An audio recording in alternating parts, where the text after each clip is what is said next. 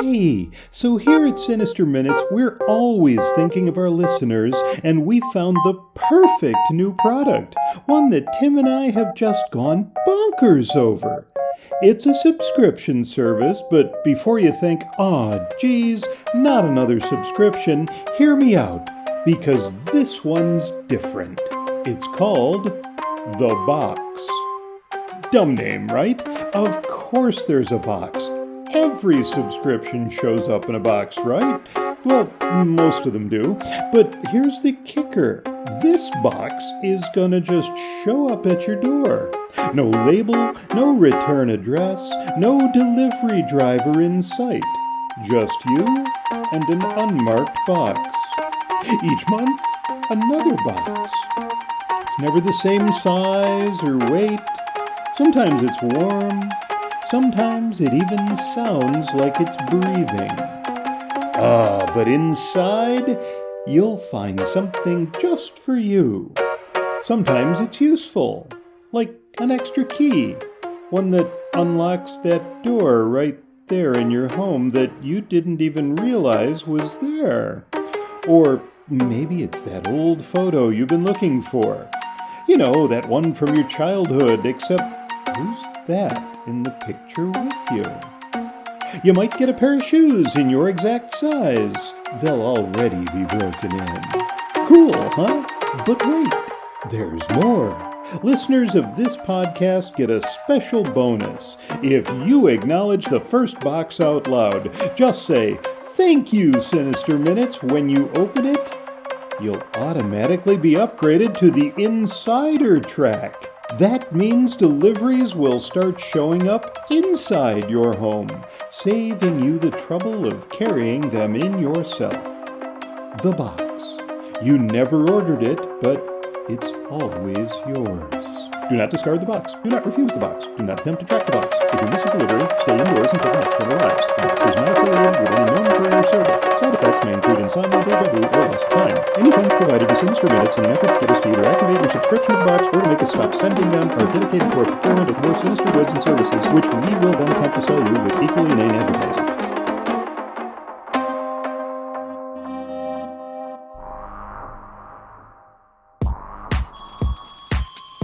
Got a minute or two? We have a way to make it not okay.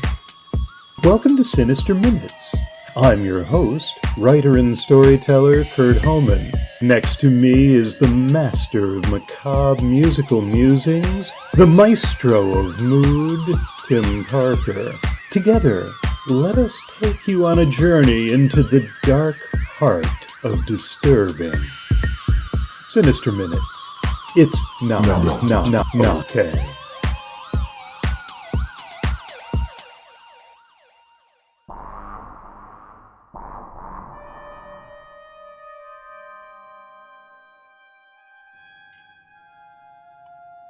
Sinister Minutes features tales that include disturbing content.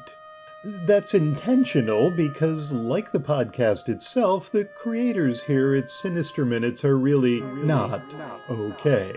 Now, having said that, realize that content featured on this podcast may include descriptions of some pretty horrific things at times.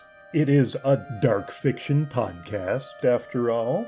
So we hope that you are anticipating some degree of abuse and blood, of harm and death, of suicide, of sex, of injury, of mutilation, of pain, and certainly some profanity, maybe a little bit of screaming, occasionally some threats, a bit of torture, a bit of victim blaming. And as always, at some point, we're sure that you're going to encounter some witches. Don't say we didn't.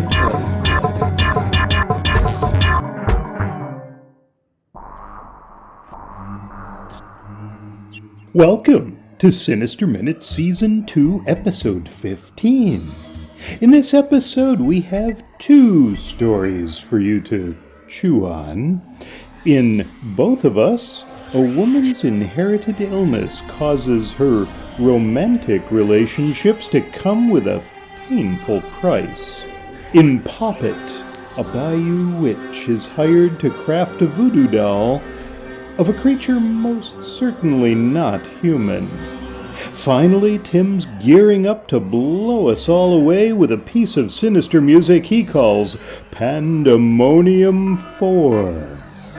Both of Us comes to us courtesy of Zachary Dein Reisch, who writes speculative fiction in Boston, Massachusetts. And Poppet is a creation from the twisted mind of yours truly, Kurt Homan. Thanks, as always, for listening and supporting what we're doing and sharing Sinister Minutes with everybody you know. You are doing that, right? Anyway, we'd love to have you come and subscribe or maybe leave us a nice rating at Spotify or Apple or Amazon or wherever you listen. And please keep in mind that SinisterMinutes.com has links to all the episodes, places to subscribe, some juicy bits about the creators, and if you've got a story of your own, something with a dark or sinister bent, something you'd like to hear on a future Sinister Minutes episode, well, just visit us at SinisterMinutes.com and fill out the submission form included there. We read every entry, and we love a good tale that leaves us feeling not okay.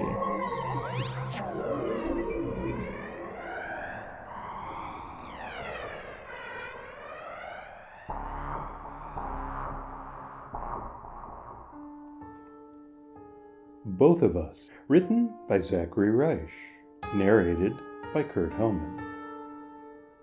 I did too, he said. You did? Yeah, I stubbed my toe this morning. It really hurts. Mark reached down and rubbed his socked foot. That's so weird, I said, my face tingling. Which toe? Right big one. Seriously? Yeah. I put down my mug. Was he fucking with me? That's the one I stubbed, he said. Really? Yes. My heart beat faster and my breath caught in my chest. I think it's happening, I said. Mark's face went from amused to concerned. What's happening, Kim? I almost told him everything, but maybe it wasn't the right time. Maybe I needed to get some advice first. It's nothing. I'm going to get some air. Kim, wait. What's going on? Nothing. Sorry. I need space for a second, okay? I didn't look at Mark because his worried face made me want to cry. I walked into the apartment building's musty hallway, then took the elevator to the ground floor. I pulled out my phone as I walked outside. The cool night air felt good on my flushed face. I called Mom first, but she didn't pick up. Dad didn't either. I looked up to our window on the third floor. Mark was silhouetted. I sat down on a bench. The leaves on the tree next to it rustled, and I tried to focus on the sound. I took a deep breath and called Maggie. She picked up on the 7th ring. Hey, Kim, she said. There was music in the background. What's up? Hey, I said, feeling small. I always felt that way when I talked with my older sister. Do you have a second? Sure, I'm just watering the garden. What's up? She sounded distracted. It started happening to me. She didn't respond. I heard static, or maybe it was the sound of a watering hose. Maggie, I said, what started happening to you? You know what I'm talking about. I could feel my voice getting louder. I couldn't help it. Something about Maggie always made me angry. She talked like she didn't care about anyone or anything, but I knew she cared more than any of us. She sighed. Fuck, she said. How do you know? I stubbed my toe last night, and Mark stubbed his this morning. Same toe, scraping on her end of the line. A trowel hitting rock? Could be a coincidence, she said. You know it's not a coincidence. You know it's not, because it's never a fucking coincidence. I needed to get myself under control, or Mark would come outside, and I was not ready to tell him. Shit, Maggie said. I jammed my eyes shut and tried not to cry. Part of me had hoped I wouldn't be able to convince her. What do I do, Maggie? Look, Kim, I'm really not the best person for you to be asking. You know what happened with me and... Yes, I know what happened. And I want to know, how do I not let that happen to me and Mark? Maggie was quiet. When she spoke again, she sounded tired. Kim, how am I supposed to know? I told you, Mom told you, Dad told you, that if you ever got close with someone, this was going to happen. And you saw it with me and Ashley. And you married Mark anyway, and now you're paying the consequences. I don't know what else you want to hear. My face went numb. I felt so alone. Fine, I said. Thanks. I hung up. Mark still looked down at me from the window. I needed to go back inside, or he would come down and I wouldn't know what to say, and it would be a whole scene. He stayed with me after I told him. I sort of expected him to.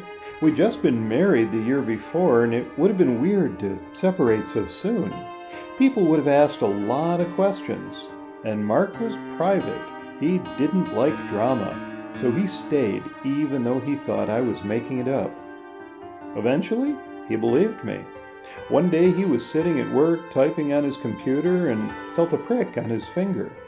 He watched as a small red line drew itself across his skin, a paper cut forming as he stared at his hand. He called me and asked what I was doing. I said I was grading papers. That's when he decided I was telling the truth. He still stayed, though. I don't know if it was out of a sense of obligation or because he truly loved me that much.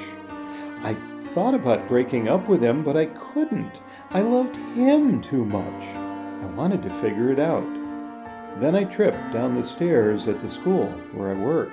Mark was in a meeting giving a presentation. He was in the middle of the talk when he felt a searing pain in his ankle, like he'd been stabbed. He fell and his foot was twisted in the wrong direction. That's where he drew the line. He said he wanted to be with me, but couldn't stand it anymore. I understood. We divorced, and he moved across the country. I tried as hard as I could to forget him, to stop loving him, because I knew that was the only way to sever the link. Maggie had been terrible to Ashley after they'd broken up, and Ashley had reciprocated, and eventually the hate had become real. I hadn't related to Maggie's pain back then, but I understood it now. The problem was I couldn't bring myself to antagonize Mark. I thought about fighting him over our shared finances or spreading rumors about him to his family, but just thinking about doing it made me feel sick. And I knew that when I felt sick, he did too. We'd met on the newspaper in high school. I'd never considered going out with anyone else. He was attractive and kind. What I loved most about him was that he was more empathetic than anyone I'd ever met. He read the news and cared. He saw a bug on the floor and cared. When I had a bad day, he cared. That's what was so ironic. He'd married the one person who could make him feel too much. Years passed. Every time I got a cold or bruised my leg, I thought of Mark. I knew I still loved him, and I felt so guilty about it every day, but there was nothing I could do. About 15 years after our divorce, I called him. Kim? He sounded shocked. Hi, Mark. He didn't respond. I could tell he hadn't hung up because of the highway noise in the background. He was driving. Why are you calling? Because I want to get back together. There, I'd said it. What?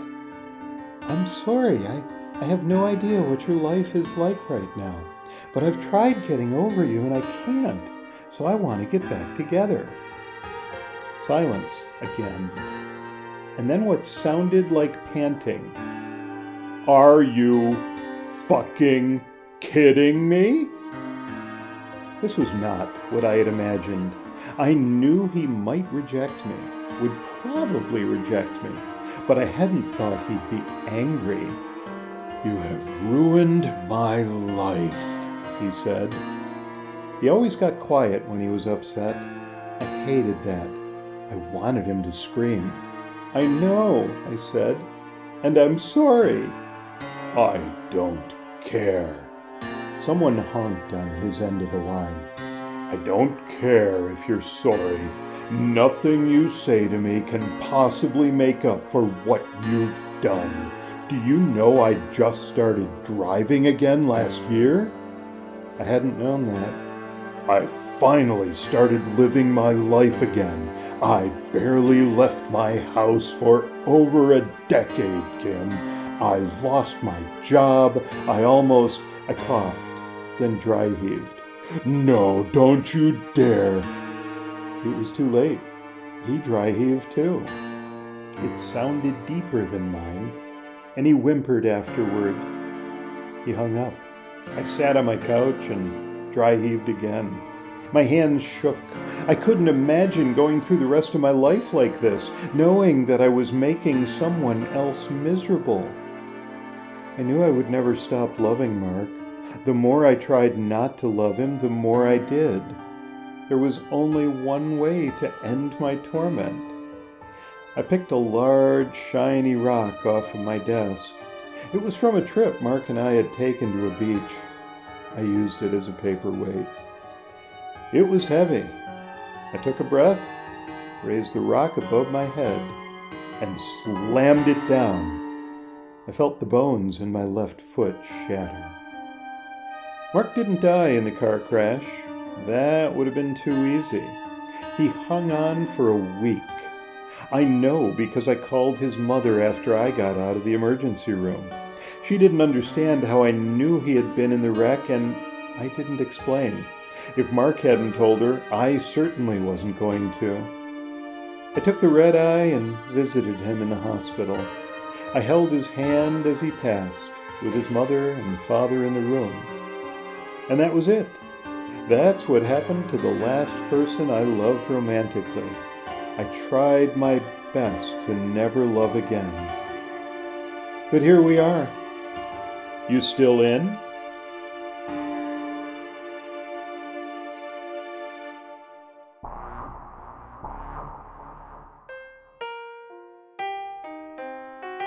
Poppet, written and narrated by Kurt Homan. She'd never tried to make a voodoo doll of a whale before, but she supposed there was a first time for everything. Now, voodoo doll was, of course, a misnomer, an expression born of a racist, sensational era that just refused to go away. Poppet would be more appropriate, but she'd given up correcting people. They never changed their ways, so voodoo doll it was. And whether or not dolls were traditional bayou magic, well, that was of no matter. What did matter was that she'd found her knack as a young girl and put it to good use.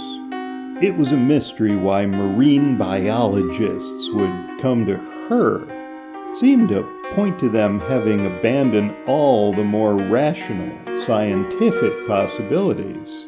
Her reputation as cunning woman, Cajun crone, witch, none of the bayou folk would ever question that, but these folks were from far outside her little swamp of influence. They must have bought a few rounds of Sazerac for the locals. That was enough to make them give up most any secret. There'd been two of them at the door of her little cabin that first time, the 40-ish man in the hiking boots and long-sleeve shirt, looking a far cry more comfortable that steaming afternoon than the much younger blonde woman, sweating profusely in her blue business suit. For sure, she didn't want to be there the way she looked down on the guy who'd gotten her there, and even further down on this so-called witch. She'd turned down the hospitality of sweet tea, instead sipping at a water bottle that never left her grasp, while the man explained the dire situation. Well, a week later, that same woman stood again at her doorway, alone and this time attired a little more like a Cajun, a lot less like some career executive on a city sidewalk. Her dark eyes revealed desperation, a desire to try even the outlandish idea of cutting a deal with an old woman living in a swamp. This time, she found her manners and drank down 2 glasses of tea, even nibbled on a praline. The cash was all there. Cunning woman knew without counting it, and the little red cooler contained some samples. Not locks of hair like she was used to working with and weaving in, for whales have little hair to spare. What the blonde scientist had brought instead was a small piece of skin, acquired by the divers on the team. As the witch stitched the poppet together, humming the nameless tune she'd learned from her mother some 60 years earlier, she checked and rechecked the photograph the woman had provided, striving to capture the essence of the beast.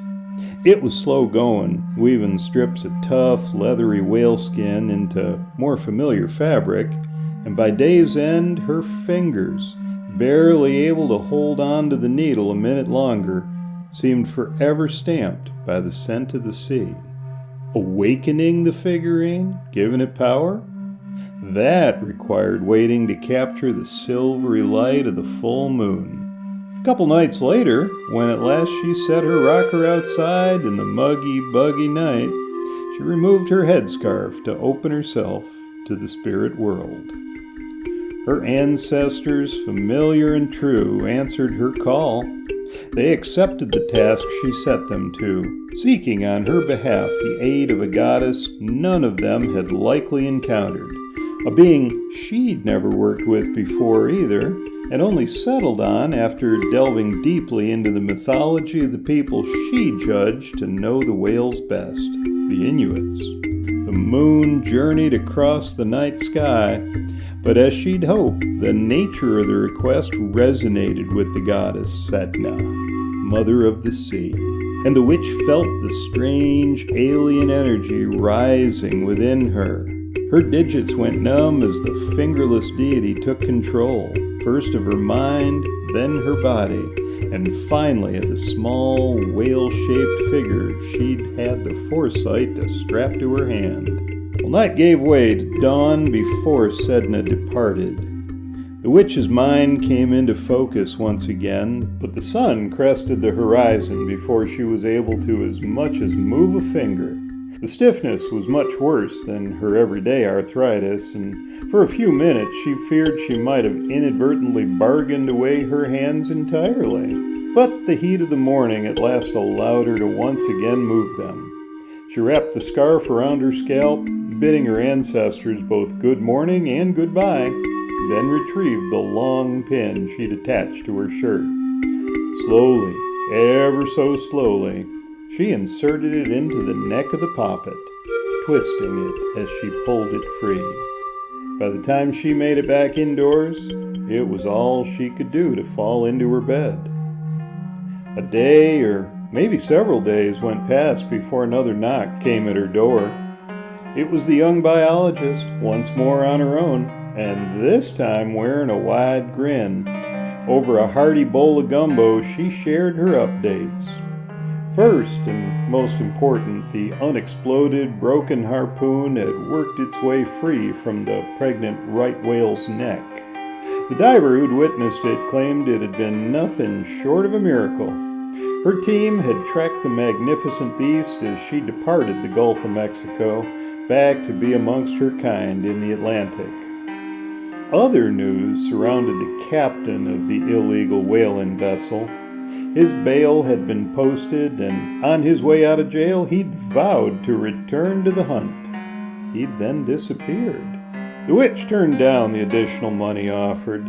She had enough to get by. Nothing good ever came of having too much. Once alone again, she examined the mugshot, her fingers clutching strands of hair. The woman had not shared how she'd acquired the comb left in the captain's cell, nor had the witch asked. She had a little more time to prepare. This task, more familiar than the first, would require the darkness of the new moon.